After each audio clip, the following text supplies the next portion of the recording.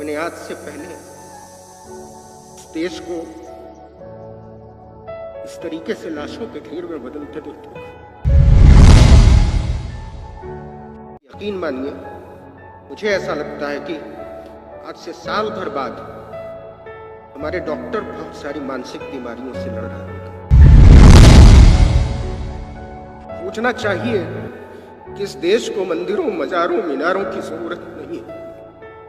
हमको सोचना चाहिए इस देश को अच्छे अस्पतालों की जरूरत है।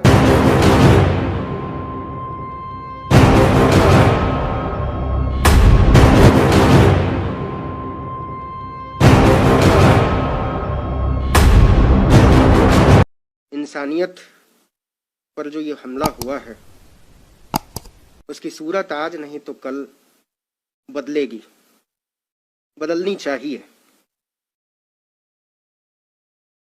मैंने आज से पहले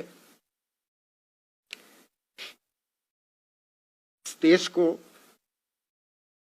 इस तरीके से लाशों के ढेर में बदलते नहीं देखा। हम इतने असहाय कभी नहीं थे। एक देश के तौर पर, इंसान के तौर पर, डेमोक्रेसी के तौर पर हम पूरी तरीके से निकम्मे, भ्रष्ट और बर्बर साबित हो चुके। हम में से हर एक आदमी अपनी नजरों में गिरा हुआ है। हम सब किसी अदृश्य शक्ति की मदद के उम्मीद में है। ऐसा लगता है जैसे यहां कोई सरकार नहीं है, यहां कोई प्रधानमंत्री नहीं है, यहां कोई व्यवस्था नहीं है, यहां कोई अफसरशाही नहीं है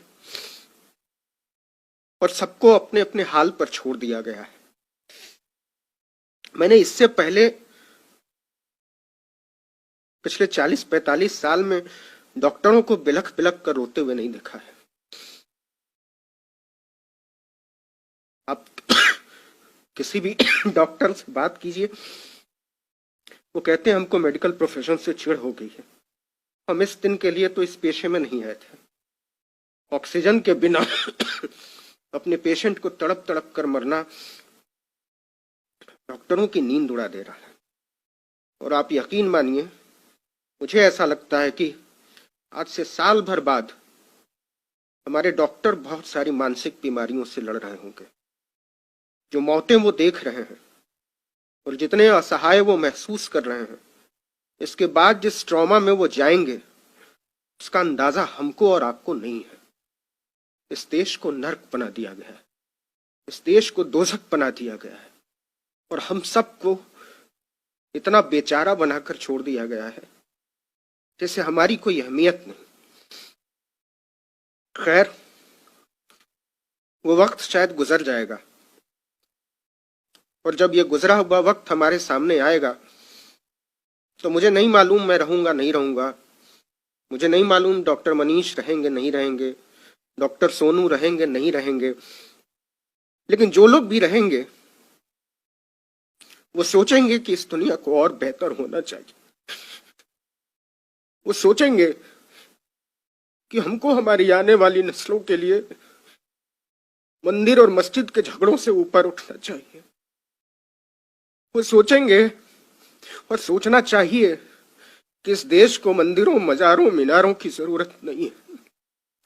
हमको सोचना चाहिए इस देश को अच्छे अस्पतालों की जरूरत है, इस देश को अच्छे स्कूलों की जरूरत है, इस देश को अच्छे मेडिकल कॉलेजेस की जरूरत है, अच्छे डॉक्टर, पैरामेडिक स्टाफ की जरूरत है, दवाइयों की जरूरत है, बिस्तरों और वेंटिलेटर की जरूरत है।